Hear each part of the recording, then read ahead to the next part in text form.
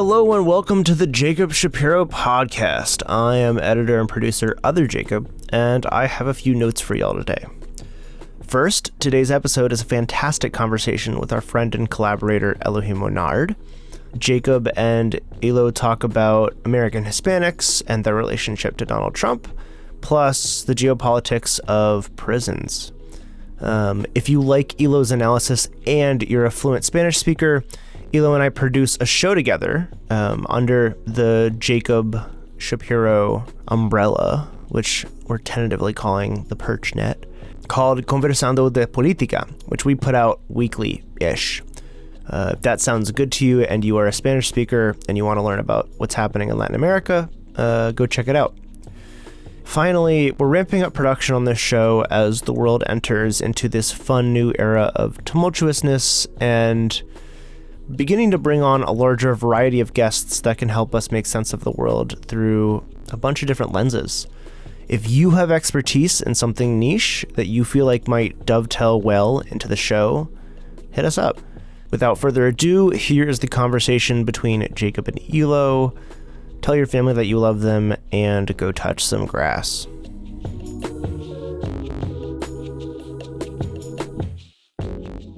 All right, we are back at it together. Elo, you're now the author of your very own podcast. How does it feel to be a podcast host now that you're in the game? So you are giving me the opportunity. Thank you so much. Oh, please, you're doing. Don't thank me. It's my pleasure to give you a platform. My God. But I think that you are building a network, which is strategic, smart. As you framed it in one of your posts, you said we need local people talking about their issues, doing their analysis about what is happening. In this case, it's about the Americas, Latin America, but also the US, Canada, and in Spanish, which I think is great. It is giving me the opportunity to talk with amazing people. I think that a difference with your podcast is that I'm trying to bring new people every single episode, which is a different way of doing things. It's like, and I think it's good to have like being part of the same network, but at the same time having different styles, right? So I'm pretty sure that in the near future, with artificial intelligence, you could have a Spanish subtitles and I can have English subtitles. So actually we can expand also our audience.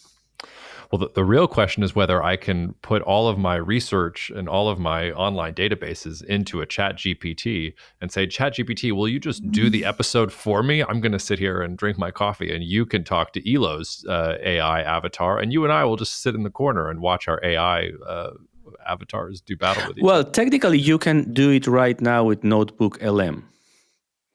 So I've been using it a little bit for my academic work. Sometimes I need to read a book. I don't have time. So please give me the summary of this book. And they do a fair job. I still need to go to the book, but they're doing a fair job. Let's see how it works in 10 years. We'll see. And as for local news from local sources, it might be a good idea for the U.S. government to fund something like this so that local voices could have objective journalism. Oh, wait, was that called Voice of America? Oh, is that gone? Oh, is it too soon to joke about those things? Yikes. Anyway, let's move on from that. Maybe you can explain your joke, because I'm pretty sure many of the people who are listening to you right now maybe don't understand that part of the equation, like really closing the voice of America abroad in different languages, something that UK has, France has, Germany has, Russia has, and so on.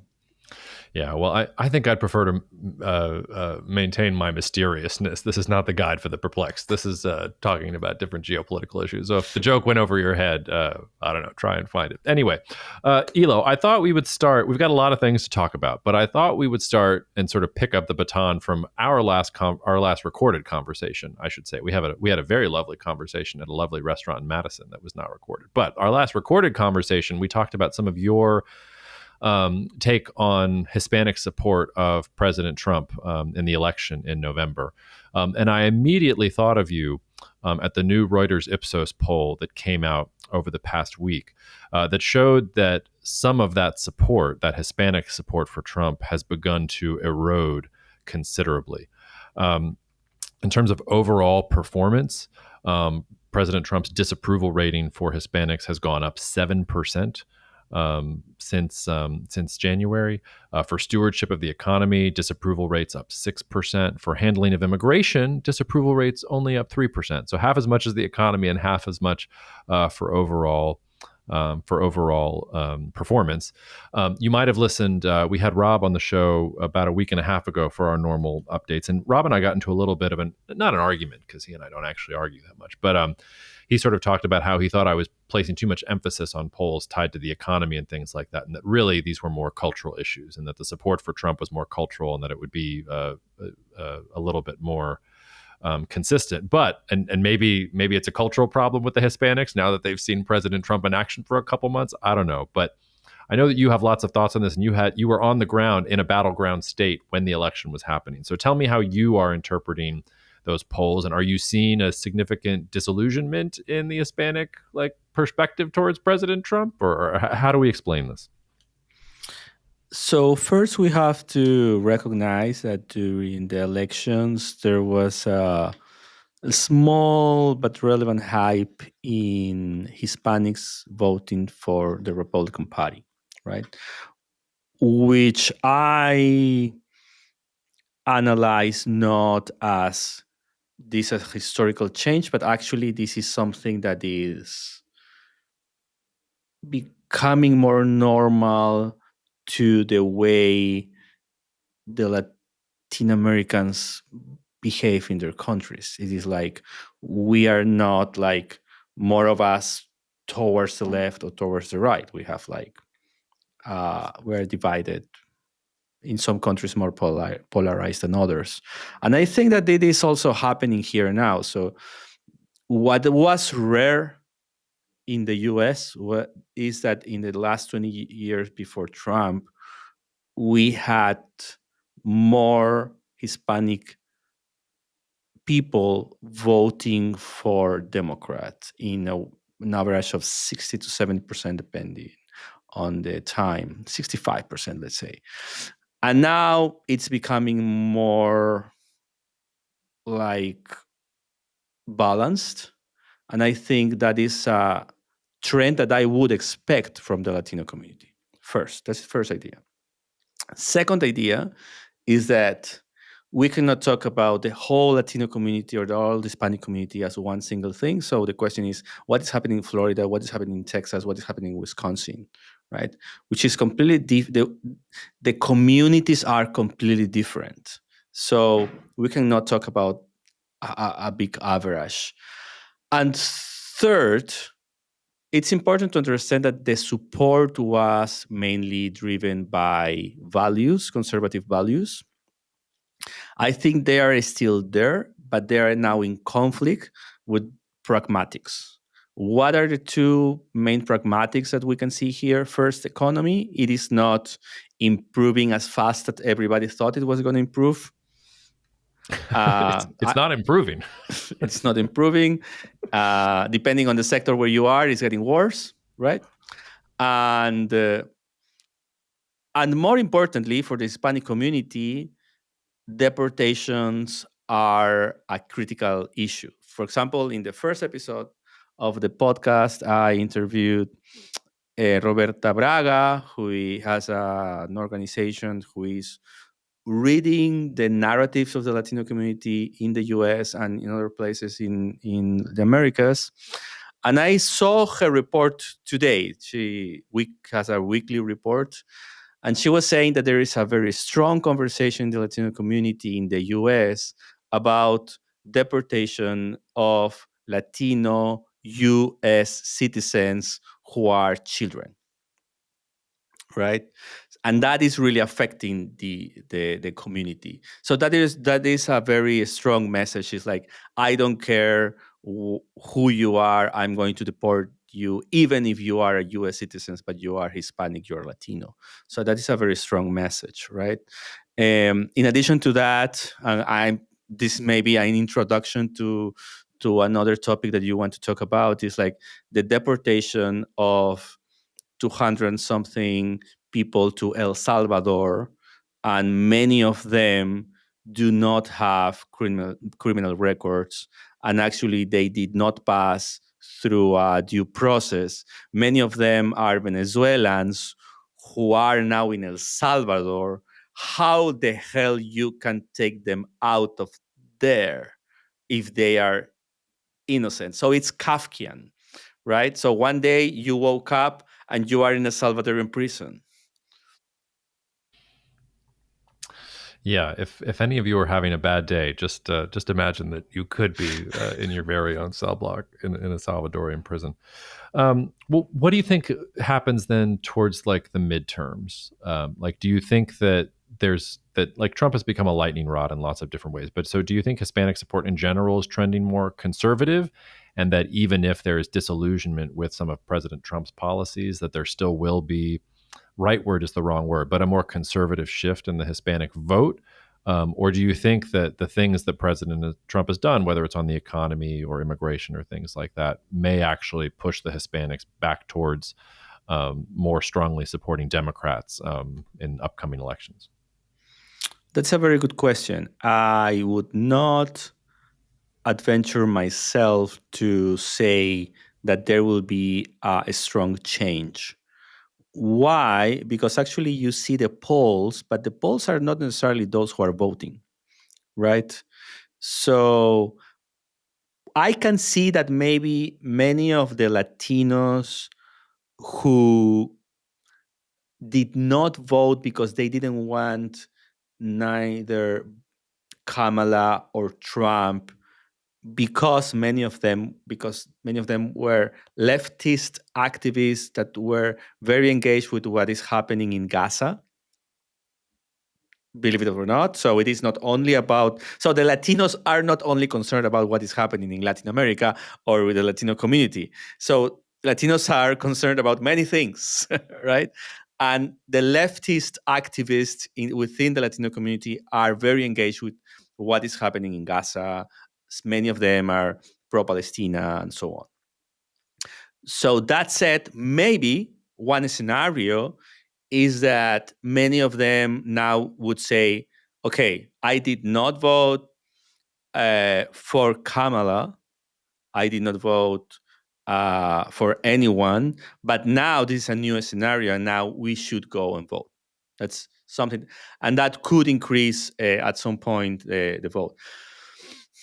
Another different scenario is that those who go to vote are those second generation, third generation, already citizens who are seeing that actually those who are deported are those Latinos who are the criminals, the others. So, because something that happened, and it's important to say, is that within the Latino community, there are also tensions. And one of the tensions was created by the asylum policies, because many of the the members of Latino community who were here for 20 years uh, without options, and then you have daughters and granddaughters, sons and grandsons, and they say, okay, so those who are here 20 years don't have the opportunity, a path to citizenship, a path to have their papers. But you cross the border, you raise your hands, you say, I need asylum. And at that point, you have every single opportunity here in this country. And we have to recognize that there are members of the Latino community, Latin Americans coming here, and are taking advantage of that. And they don't necessarily need asylum, but they're requesting it because they are taking advantage of the opportunities that the system provide. And that has created a tension, right? In addition to that, you do recognize that in Latin America there are criminal organizations, and there is fear in part of the Latino community that this criminal organization could enter the US. That said, there could be also one scenario in that the more conservative Latinos or Latinos who see these other Latinos as a threat could go and vote. So I would not bet that the Latino community will shift in the polls so quickly. And finally, I do think that if Trump in the next following months make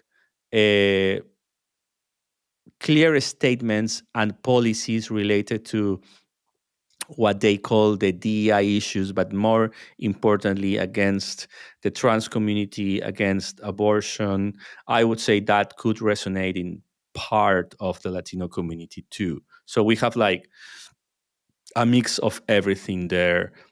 And and finally, also could have what is happening within the states.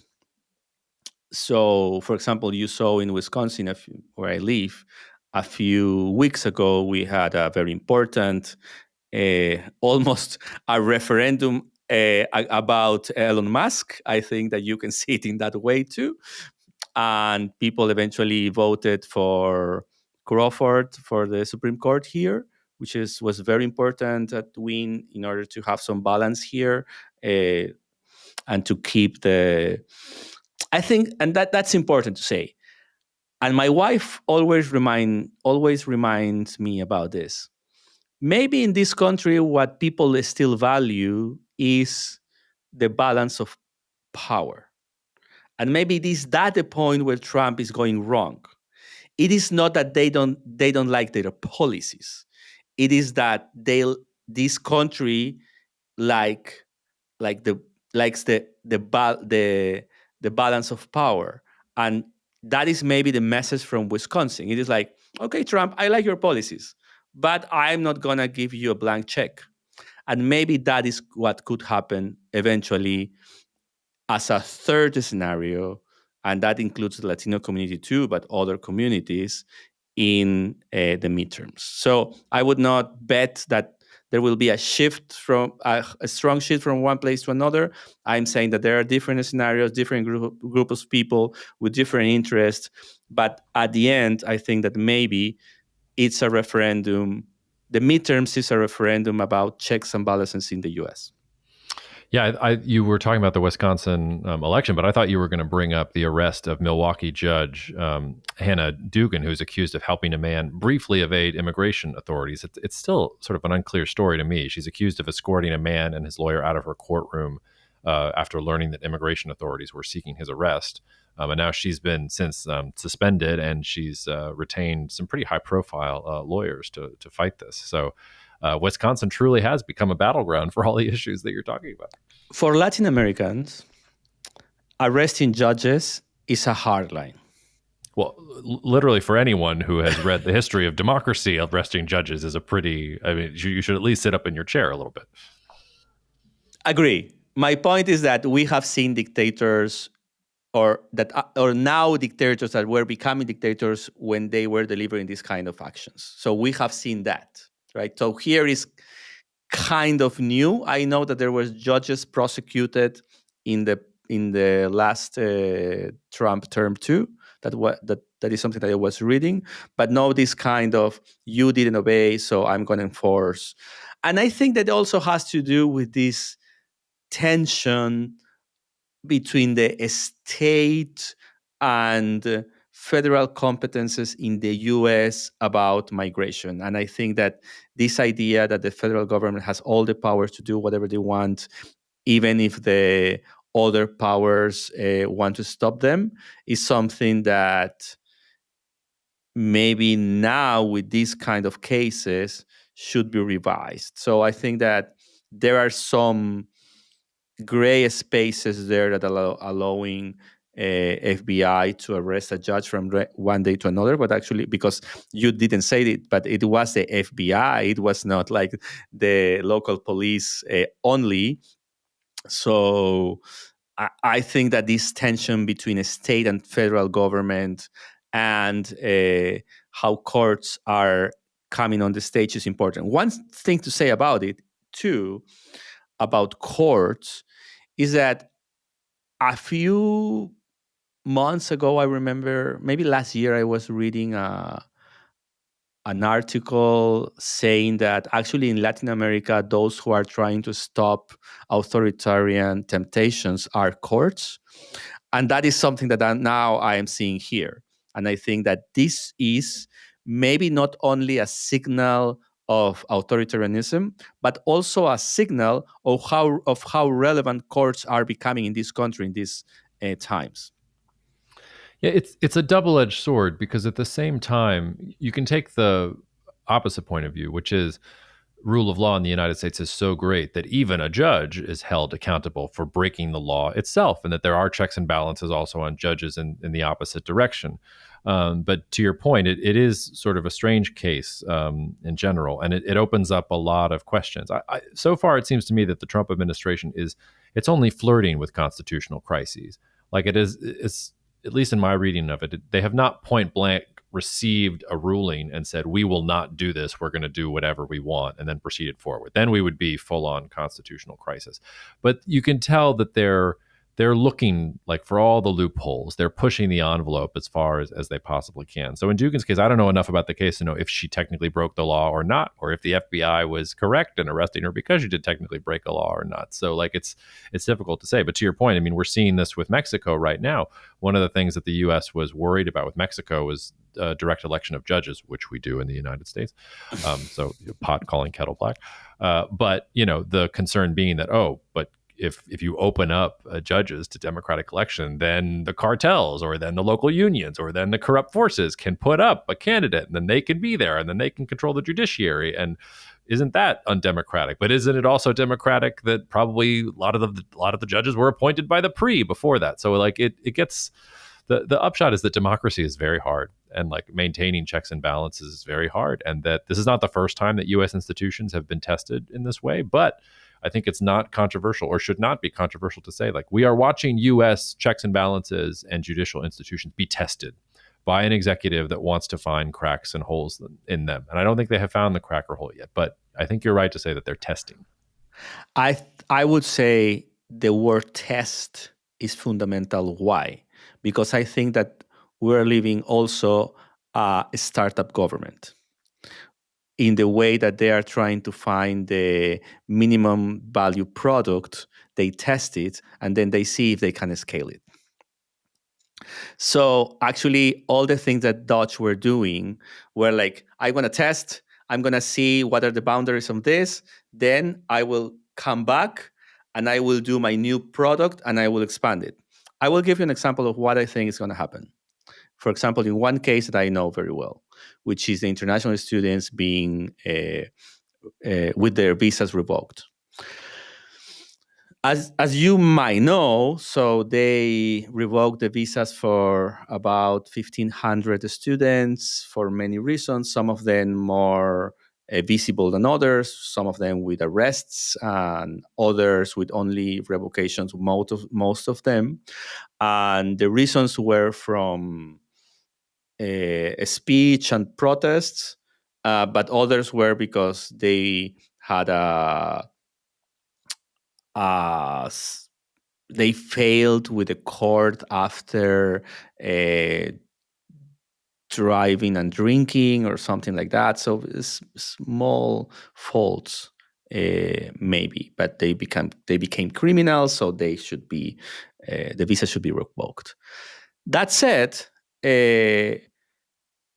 Trump on Friday last week decided to push back on that, right? And now all the visas are back to all of these students suddenly. But there is a line in the article from Politico that called my attention. And it says, this is happening while ICE revise the policy. And to me, that is, again, the startup situation. It's like, I tried, I tested, I saw what happened. Now I'm back. I'm going to rewrite the policy. And as I said to our friends, a couple of friends here, I said, I am prepared for the tsunami. The tsunami, what would be a very clear policy saying that every international student like me, with any kind of fault in this country, should be expelled, right? And that is something that the executive branch could do. They don't need the Congress for that. So again, you test your product. In this case, you test your policy with like, you don't even care what's the impact, the real impact of that. Then you step back, you adjust your policy, and then you scale it. That's what I call the startup government. Anecdotally, people that you're talking to, and even yourself, like what because I think you're pointing out something that is actually going to do a lot of long-term damage to the United States. I think when we're thinking about the fallout from everything that Doge and the Trump administration has done, the attacks on human capital, on making the US less hospitable to the best and brightest from other places in the world, on research and innovation, I think these are things that we're going to see, over periods of years, meaningfully define things in the negative for the United States. But if you're thinking about alternatives, where are you thinking? Is it Europe? Would you go as far afield as some place like China? Are you looking for a place like, randomly that you might be able to, like, what does that risk assessment look like, do you think? Or is it really just, cross your fingers and hope and pray that this is not what is going to happen in the United States? So you are coming to ask, what is the exit plan? Yeah. Or the alternative. You're like, are there alternatives? I had a very, very good conversation with my advisor that will be on the podcast next week about international students, academia, and the Trump era. And I would be cautious in trying to share fear about what is happening. So we have anxiety as international students. I always say we can win the lottery tomorrow and end up in Louisiana. I will go to Peru in a couple of weeks, and I will be there 2 months, and then I will come back with my family, and I could win the lottery and be in a small room for hours, or maybe be deported. So that I still think that it is winning the lottery. I think that the cases that are happening are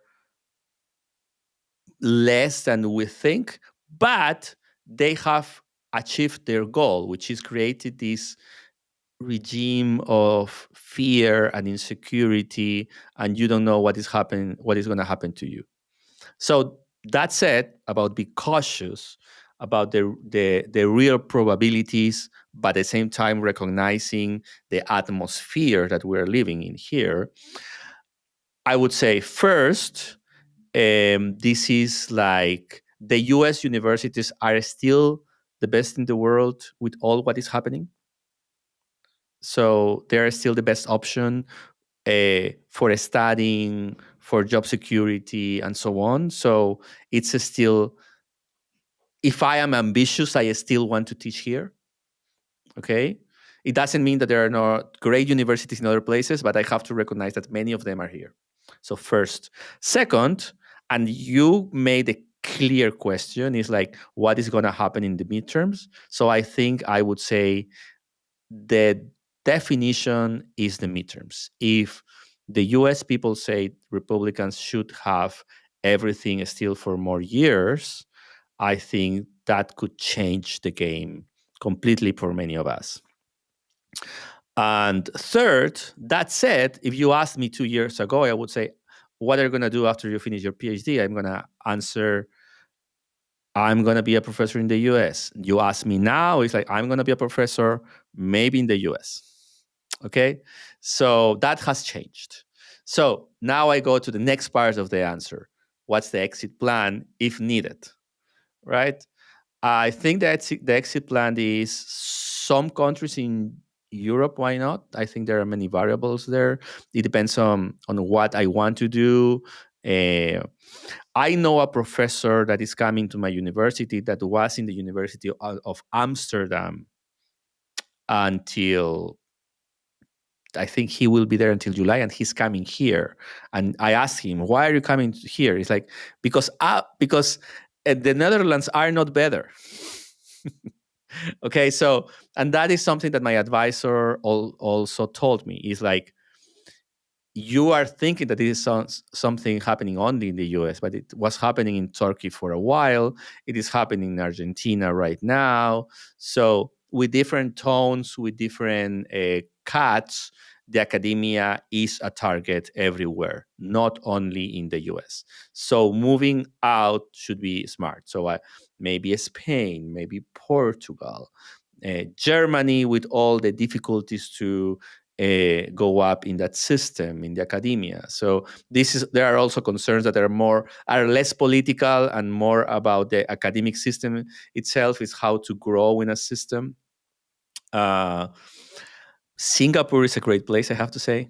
Oh, well, yeah. We should all be so lucky. With all the concerns, I would not study Singaporean politics, so it was a perfect place for me to understand other politics in other places.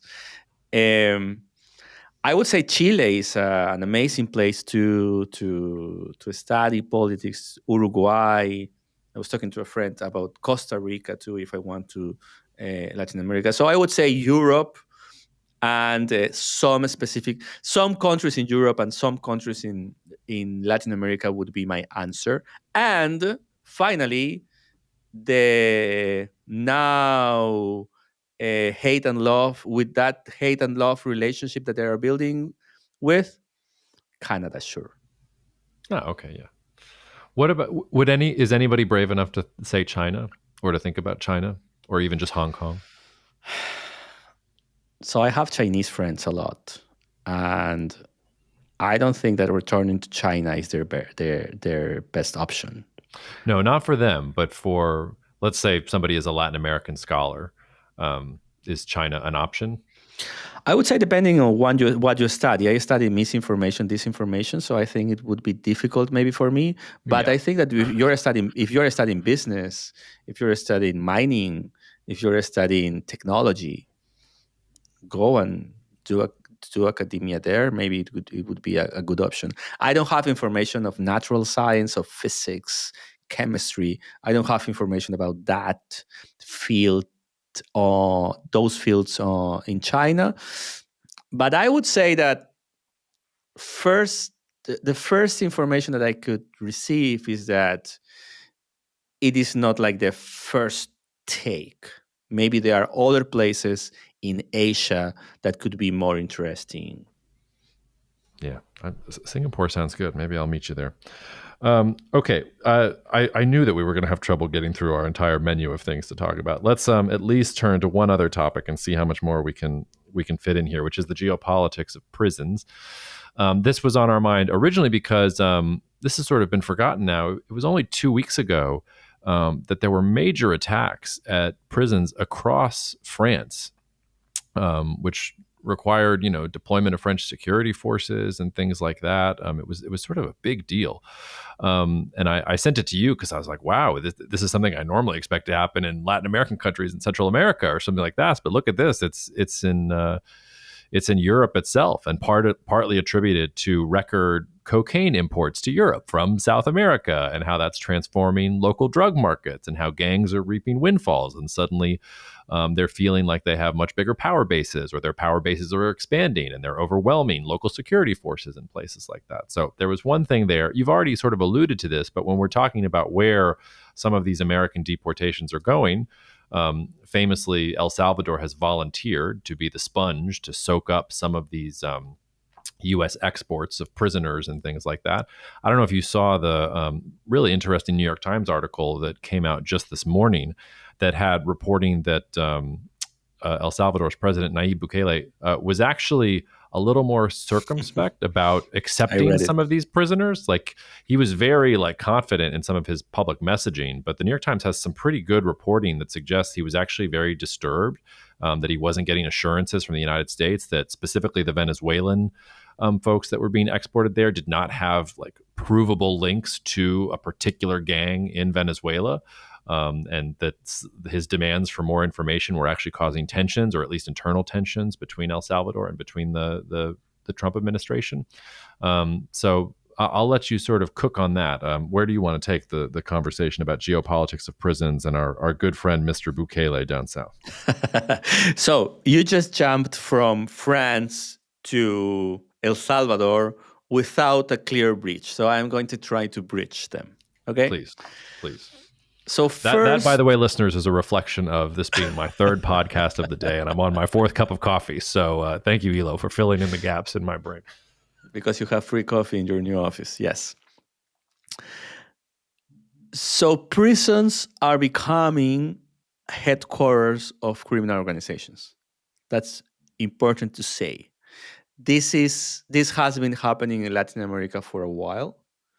This has been happening in Brazil for a while.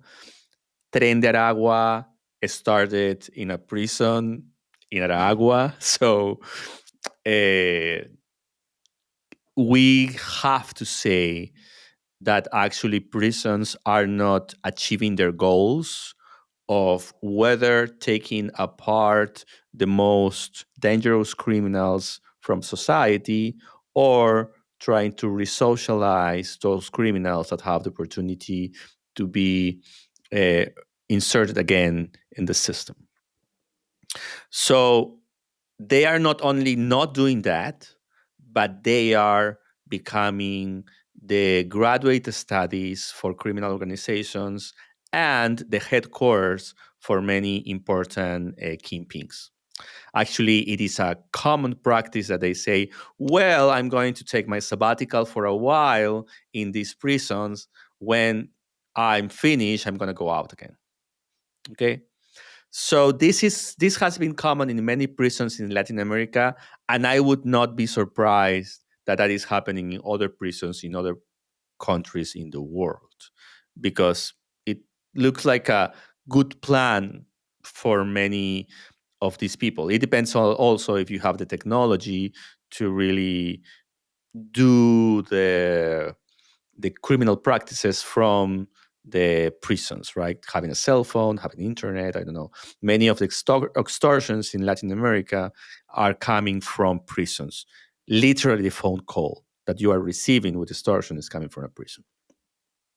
So that said, that is why having a highly secured prison and showing it to the world is important. And I'm going to connect now that with both France and El Salvador. In the case of France, what you have is like, according to the French police, these attacks to, I think, 11 prisons with different levels. Some of them were direct attacks, burning cars on the parking lot. So I think that was a message from, according to police, from organized crime linked to drugs, to cocaine in particular, about, hey, be careful, you're strengthening your treatment, your policies in within the prison, and we need like some room to work, arguably, right? Uh, do we have to say too that even if they think that this is a French Armenian organization, they should have links with organizations in Latin America, whether in Brazil, which is one of the key ports to Europe, sometimes with a stop in Africa, or other places that with producers like Ecuador, Peru, or Colombia. Ecuador, who has become one of the more critical places in terms of crime in Latin America, actually had also a prisons crisis recently, and Armenian criminal organizations, international organizations, have been there also located, delivering all those crimes. So there's a connection between Armenia in Ecuador and France, you see? So international criminal organizations are transnational by nature.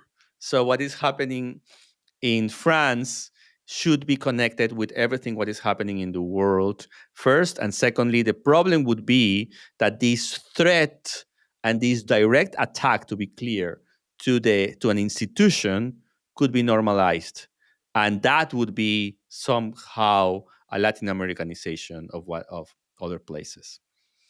Now, that comes to what, and immediately the French government came with strengthening policies within the prisons, which connect us to Bukele. What Bukele did is actually, okay, did that in extreme.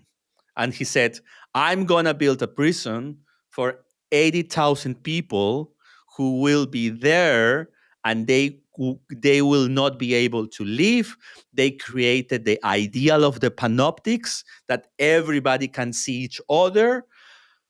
And you can see the picture how these people are living in non-human conditions. They are criminals. And I'm pretty sure that they are the worst of the worst, many of them, right? That said, is the way to solving the problem to take all these criminals from the street without due process. Some of them, maybe, let's be generous with Bukele. 99% of them, 99 out of 100 of them are criminals. And you have one who is not. And they all are taken to this prison, and suddenly you cannot leave. And technically, I would say there are concentration camps. They will be there forever if there is no change in the policy. Because they didn't have a judgment. They didn't have a process. They were not prosecuted. They are just there, right? Because they have tattoos. So what is happening in the US is that the US saw this and say, well, they have great prisons. Let's send them our criminals there. But if there is a problem, if they're a Salvadorian, you can say, okay, I'm sending people from El Salvador who were here. Arguably, they are criminals. They did not prove it, but arguably they are criminals, and I will send them to El Salvador. But what happens if the people that I'm sending to El Salvador are not from El Salvador? So actually, they are in nowhere land. And that is a hot ball for El Salvador, because you are starting a problem with other countries, like with Venezuela. And you have now to deal with Venezuela if Venezuela wants their citizens back. So it is becoming a geopolitical issue. So you have this layer of, it is geopolitical because you have criminal organizations managing prisons in different countries, and you have this other layer that it is geopolitical because now you have different presidents trying to argue about where the criminals should go to or from in terms of these prisons. Yeah, well, I mean, I'm going to play devil's advocate with you, so just so the listeners know. If we were going to give some support, though, to what's happened, first of all, you already said at the beginning, which is a lot of these prisons became headquarters for gangs and things like that. Really not, I mean, more like hotels for gang members than they were actual prisons. And Bukele seems to have fixed that, or is he just the most criminal of all of them and he's just managing like his own fiefdom? But I mean, he's those prisons are not serving as HQs for gangs now in El Salvador. They're actually functioning as prisons. They are amputating part of society that was attacking society away from society. And maybe there are innocent in there. Probably, certainly there are innocent in there. And I'm sure some of those are political opponents of Bukele's that he couldn't tolerate. But I have the luxury of sitting here, in my office in New Orleans, which, it's actually one of the more violent cities in the United States. But even so, I'm sitting here comfortably. In El Salvador, the homicide rate in 2015 was 103 per 100,000 inhabitants. Do you want to take a guess at what it was last year? 5? 1.9. So you went from 100 per 100,000 inhabitants to 1.9. El Salvador went from being one of the most violent places in the world to being one of the least violent. And except that, okay, maybe a lot of those deaths are gang-on-gang relations, and maybe it's people tied up in drugs and blah, blah, blah, blah, blah. But Bukele has seen an incredible transformation of El Salvador, gone from a place that was you wouldn't go there if you could possibly imagine it, to I have investors who look me seriously in the face and say, hey, I'm thinking of nearshoring. Do you think that I could manufacture my product in El Salvador? Because they got some good incentives there, and they say they're good workers there that are on the cheap. Is that safe? And me looking at the data being like, well, yes, theoretically it's safe. And yes, the government says that it supports this thing, but I feel a little weird about what's going on. Anyway, so take that in any direction you want. This is amazing because now we are in the opposite sides than we have a few conversations ago when I said, look at El Salvador, it could become the next Singapore. Remember that? It's like a very small piece of land close to the shore that actually it's very linked to another country, which is a neighbor. It looks like a very small city. It's like a city government. And you are right. And actually, that conversation I had with Carlos Juarez in my second episode of the podcast, which name is Talking Politics, by the way. No, but we didn't mention don't that. worry. We'll but yes, all of the all the name drops help, but we will make sure that it's there.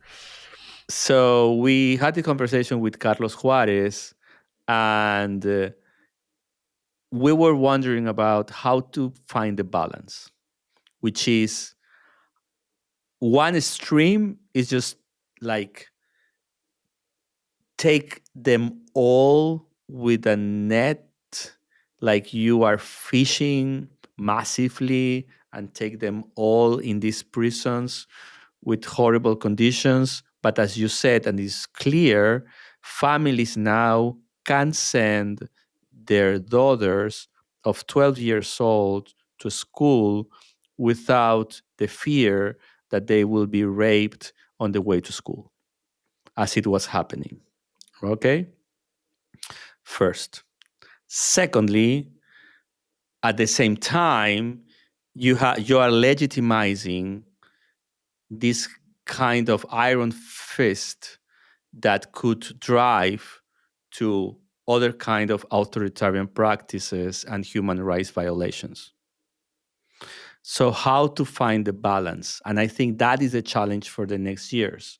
So Bukele is doing something that all the technocrats that are talking about security policies and safety and security policies couldn't do.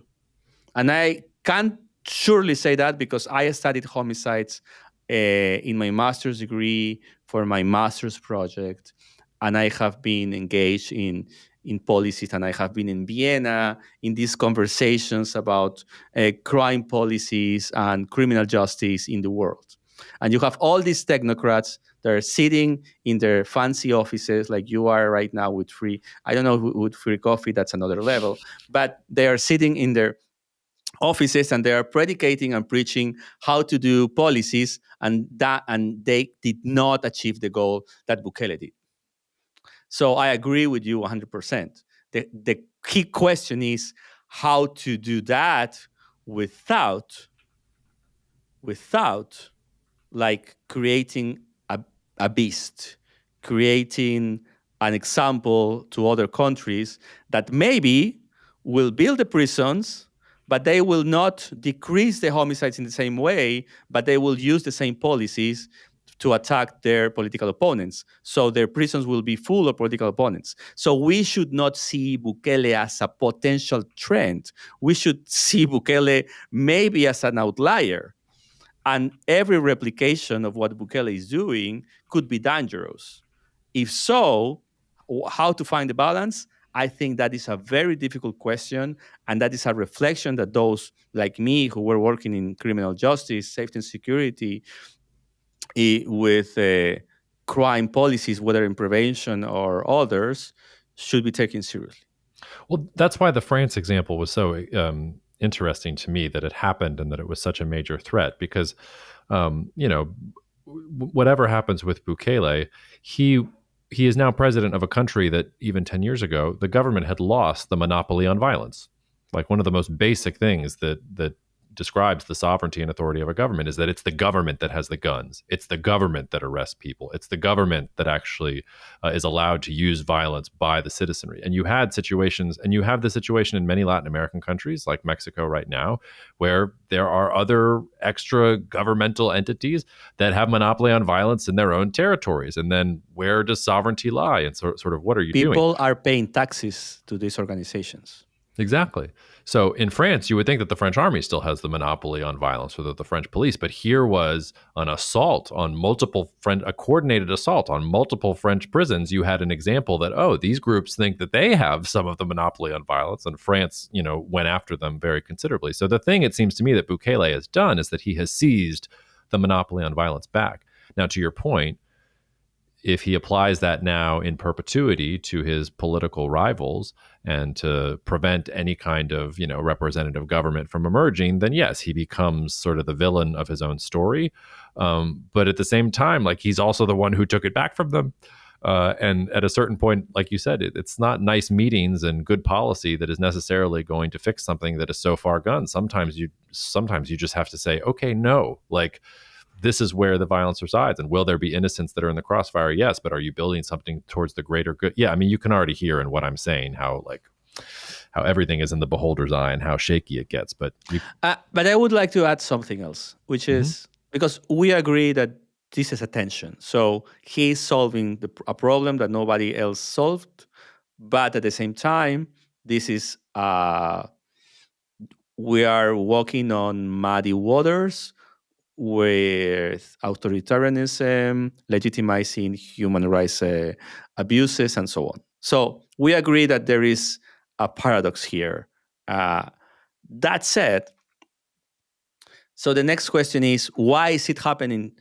It's happening too because international solutions have not been delivered. So the drug issue is an international issue. It's not a national issue. And eventually what you have to do as a national leader is to solve the problem, whatever the resources you have, because the international problem has been not solved. And I think that is also something that we have to mention. I don't think that it is going to be solved in the short run, with Trump even less, but we have to mention here that the drug problem is not a problem of the developing countries only. The big consumers are on the north, and that the gangs that are now threatening Honduras, Guatemala, actually their seminal activities were in Los Angeles or in California. So there is an international situation, and we can talk about also, if you want, the geopolitics of organized crime, and the solutions are international, are multilateral, are not only national policies, but the national policies eventually within these constraints are these kind of things that Bukele are doing. Yeah, it raises a very dystopian thought. There was another article in the New York Times over the weekend, which talked about how Israel was using AI in the Gaza war and using AI to get drones to target suspected Hamas militants or things like that.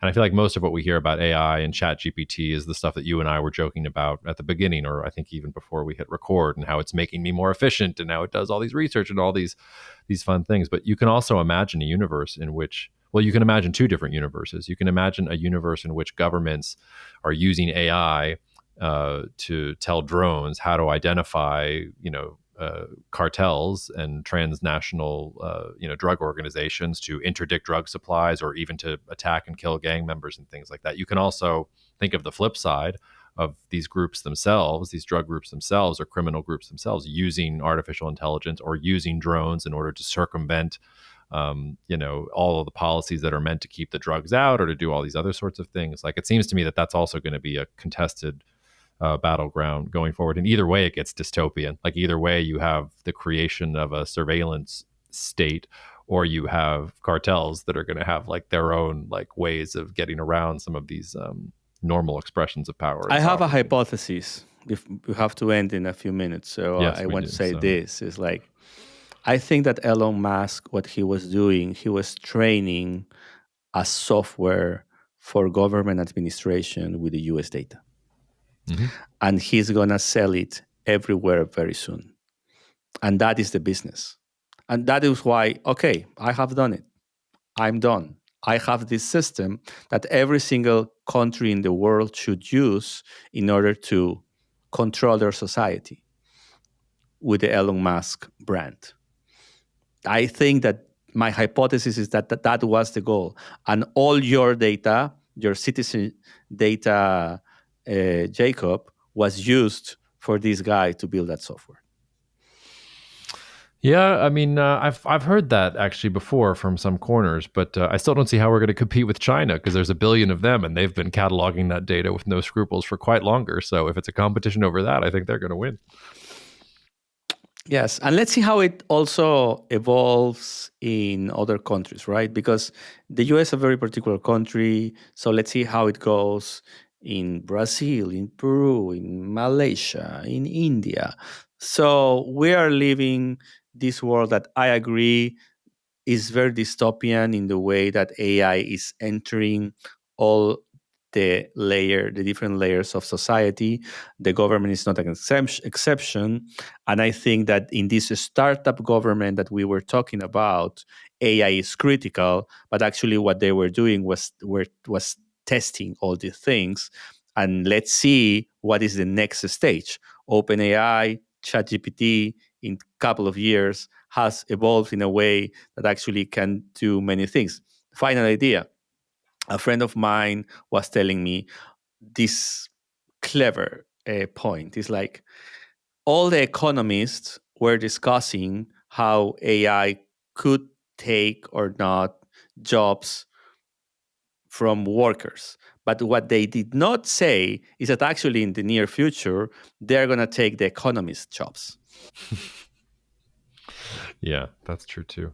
And then I know I have to go. I got to go pick up my toddler. But another idea I had while I was talking, maybe we pick it up here, is, because I talk a lot about how the world is deglobalizing, and I don't know how that fits with the globalization of crime. Does crime then also deglobalize? Does crime Not at all. fill the empty spaces that is from the from different countries withdrawing from the international arena? Maybe that gives more space so you get globalization of crime as you get deglobalization of nations. I don't know. There's something there.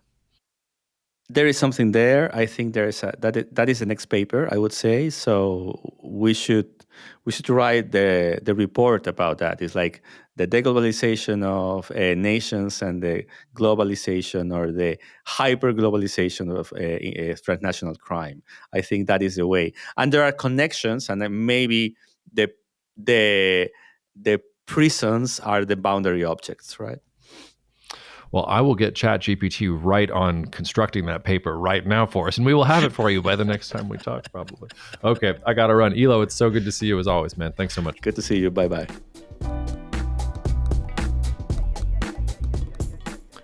Thank you so much for listening to the Jacob Shapiro podcast. The show is produced and edited by Jacob Smulian, and it's in many ways the Jacob Show.